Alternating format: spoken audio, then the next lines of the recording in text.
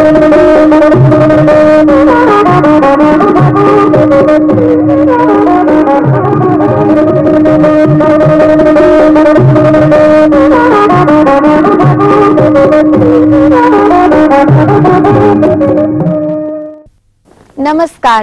संस्कृत भाषा शिक्षण में आप सभी का हार्दिक स्वागत है।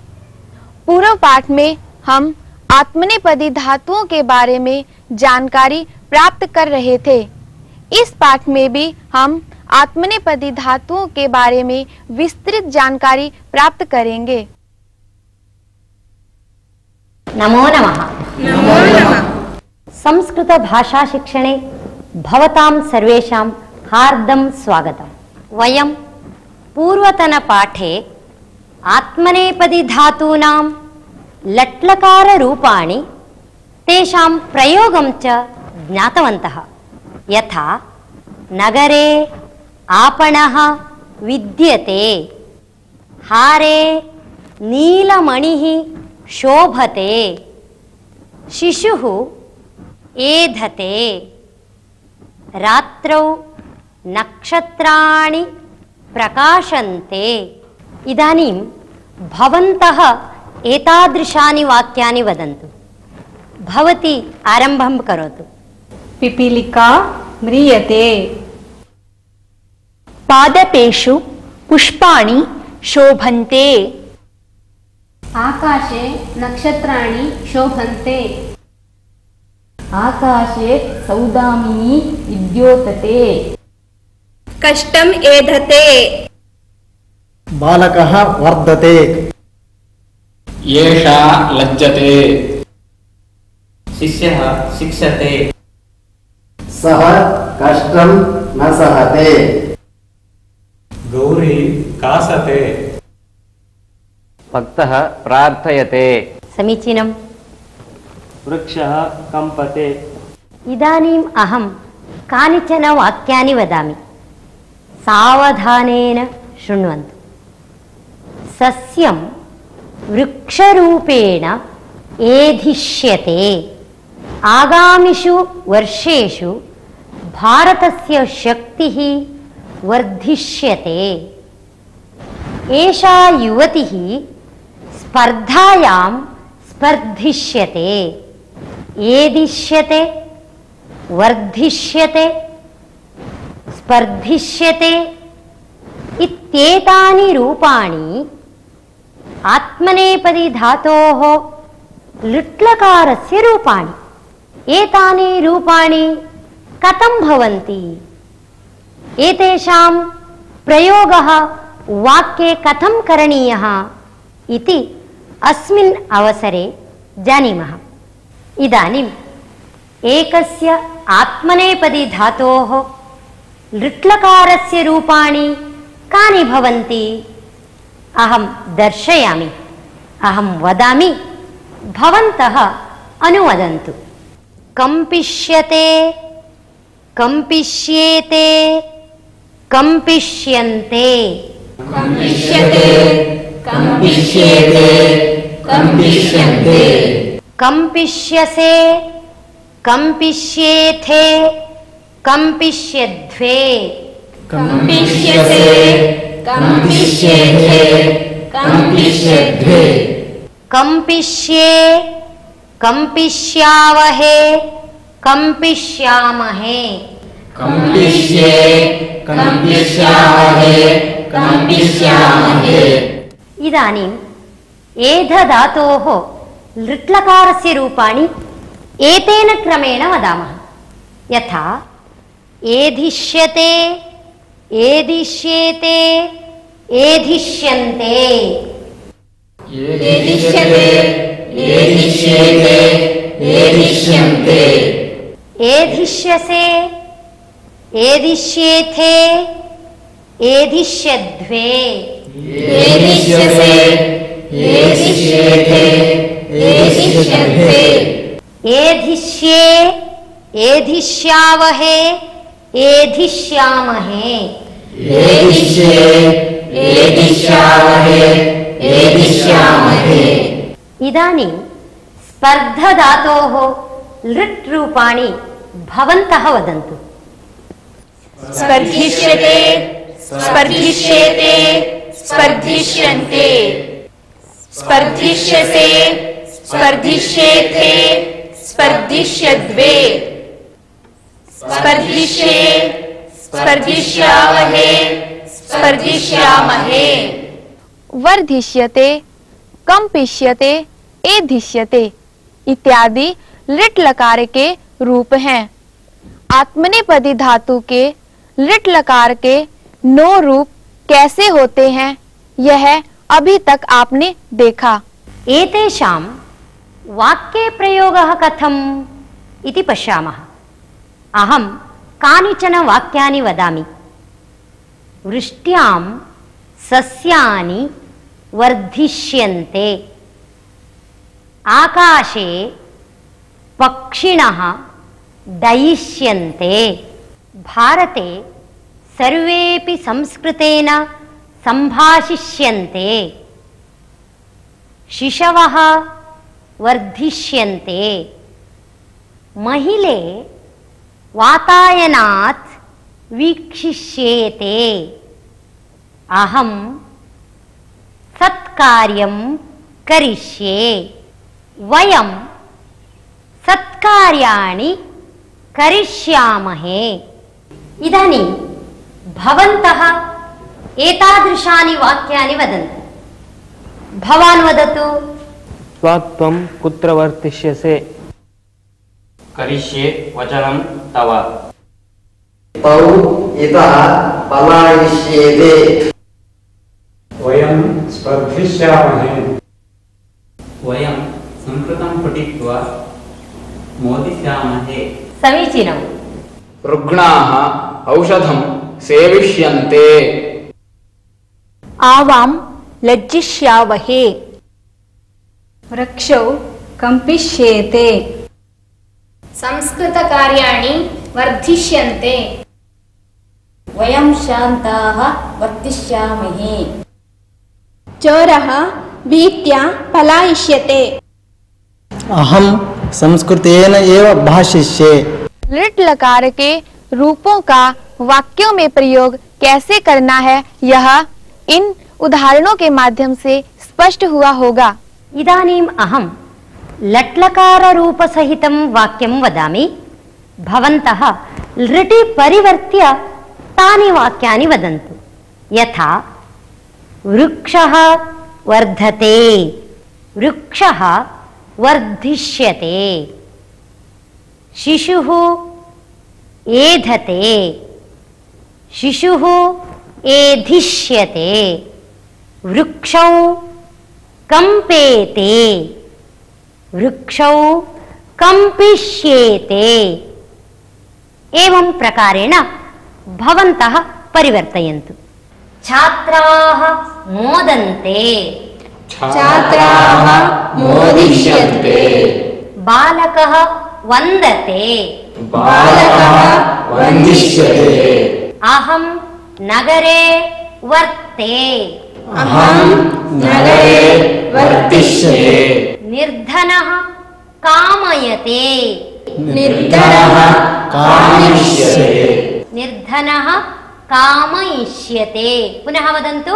निर्धनः कामयिष्यते। शिष्यः शिक्षते, शिष्यः शिक्षिष्यते। एषा लज्जते, एषा लज्जिष्यते। गौरी भाषते, गौरी भाषिष्यते। कर्मकरः सेवते, कर्मकरः सेविष्यते। सस्यं वर्धते, सस्यं वर्धिष्यते। सस्यानि वर्धन्ते, सस्यानि वर्धिष्यन्ते। वयं संस्कृतेन भाषामहे, वयं संस्कृतेन भाषामहे, भाषिष्यामहे। भाषिष्यामहे। कष्टम् एधते, कष्टम् एदिष्यते। सुखानि वर्धन्ते, सुखानि वर्धिष्यन्ते। अहं वर्ते अहं वर्तिष्ये अहं वर्तिष्ये अहं वर्तिष्ये आत्मनेपदी धातोः लृटिरूपाणि अपि भवन्तः ज्ञातवन्तः, तेषां प्रयोगमपि ज्ञातवन्तः। आत्मनेपदी धातुओं का वर्तमान काल से भूतकाल में परिवर्तन करने का अभ्यास अभी तक आपने देखा। इदानीम् अहं कानिचन वाक्यानि वदामि। कस्मिंश्चित् ग्रामे कश्चन सन्यासी अवर्तत। श्रीरामं दृष्ट्वा सीता अलज्जत। चोरः भयेन अकम्पत। सः शीघ्रं पलायत। एतानि रूपाणि आत्मनेपदिनः लङि रूपाणि। अत्र अवर्तत, अकम्पत, अलज्जत एतेषु रूपेषु अकारः श्रूयते। यथा लटि कंपते, लङि अकम्पत, लज्जते अलज्जत, वर्तते अवर्तत। इदानीम् अहं लटि रूपाणि वदामि, भवन्तः लङि परिवर्त्य तानि रूपाणि वदन्तु। वदन्ति वा? अस्तु, वदामः। सेवते, सेवता, वर्तते, अवर्तत, स्पर्धते, अस्पर्धत, कंपते, अकम्पत, विद्यते, अविद्यत, लज्जते, अलज्जत, मन्यते, अमन्यत, याचते, अयाचत, भासते, अभासत, म्रियते, अम्रियत, रमते, अरमत, भाषते, अभाषत। इदानीम् एकस्य आत्मनेपदी धातोः लङि रूपाणि कथं भवन्ति इति पश्यामः। कम्पधातोः रूपाणि अत्र सन्ति। इदानीम् अहम् एतानि रूपाणि वाचयामि, भवन्तः सर्वेपि वदन्तु। अकम्पत, अकम्पेताम्, अकम्पन्त, अकम्पत, अकम्पेताम्, अकम्पन्त, अकम्पथाः, अकम्पेथाम्, अकम्पध्वम्, अकम्पथाः, अकम्पेताम्, अकम्पध्वम्, अकम्पे, अकम्पावहि, अकम्पामहि, अकम्पे, अकम्पावहि, अकम्पामहि। समीचीनम्। इदानीं लज्जधातोः एतेन क्रमेण सर्वाणि रूपाणि वदामः। अलज्जत, अलज्जेताम्, अलज्जन्त, अलज्जत, अलज्जेताम्, अलज्जन्त, अलज्जथाः, अलज्जेथाम्, अलज्जध्वम्, अलज्जेताः, अलज्जेताम्, अलज्जध्वम्, अलज्जे, अलज्जावहि, अलज्जामहि, अलज्जे, अलज्जामहि, अलज्जामहि। समीचीनम्। भवन्तः इदानीं रूपाणि सम्यक् ज्ञातवन्तः। इदानीं भवतां मध्ये एकः, एका वा यस्य कस्यापि धातोः नवरूपाणि अपि वदति वा? अस्तु, अहं वदामि। वदतु। अवर्तत, अवर्तेताम्, अवर्तन्त, अवर्तताः, अवर्तेताम्, अवर्तद्वम्, अवर्ते, अवर्तावहि, अवर्तामहि। भवान् वदतु। अन्यस्य धातोः रूपाणि वदतु। अभाषत अभाषेताम् अभाषन्त अभाषथाः अभाषेथाम् अभाषध्वम् अभाषे अभाषावहि अभाषामहि। समीचीनं। भवन्तः आत्मनेपदिनः लङि रूपाणि सम्यक् ज्ञातवन्तः। एतेषां रूपाणां वाक्ये प्रयोगः कथं करणीयः इति अग्रिमेषु पाठेषु ज्ञास्यामः। आप जानते ही हैं कि भूतकाल के अर्थ में लंग लकार का प्रयोग किया जाता है। आत्मनेपदी धातु के लंग लकार में अवर्तत, अमन्यत, अकंपत इत्यादि रूप बनते हैं। लंग लकार के 9 रूपों का परिचय अभी तक आपने प्राप्त किया और इन रूपों का वाक्यों में प्रयोग कैसे किया जाता है यह भी अभी तक आपने देखा। वयमिदानीम् एकं सुभाषितं शृणुमः।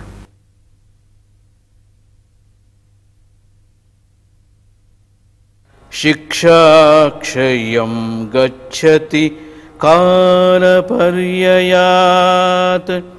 सुबद्धमूला निपतन्ति पादपाः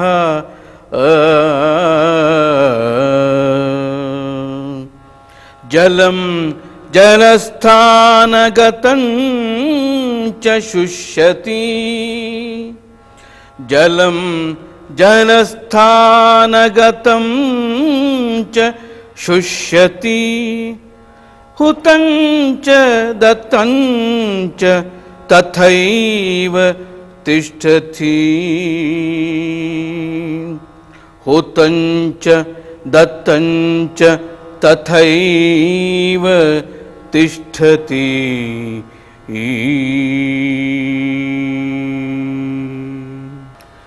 शिक्षा क्षयं गच्छति कालपर्ययात् सुबद्धमूलाः निपतन्ति पादपाः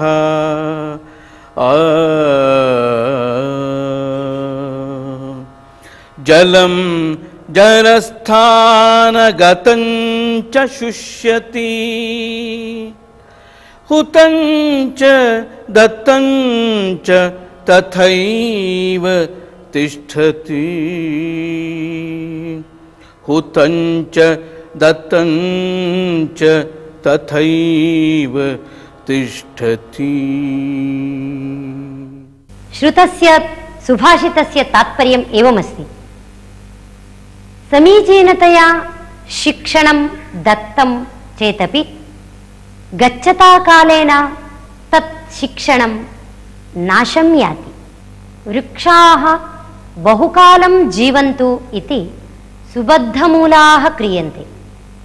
ते च वृक्षाः गच्छता कालेन निपतन्ति एव।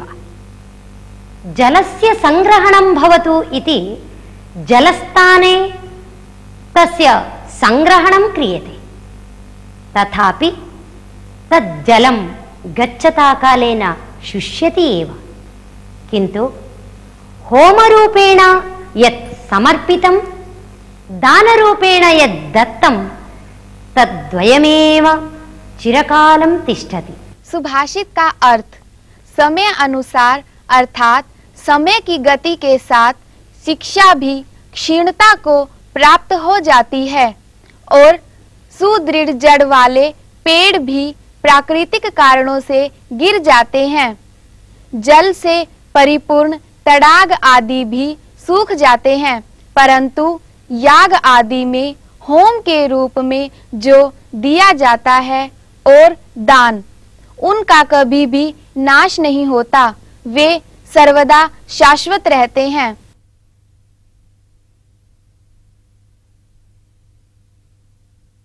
अहमिदानीम् एकां कथां वदामि। कस्मिंश्चित् कुटुम्बे द्वौ भ्रातरौ आस्ता। तयोः पिता मद्यपानं करोति स्म।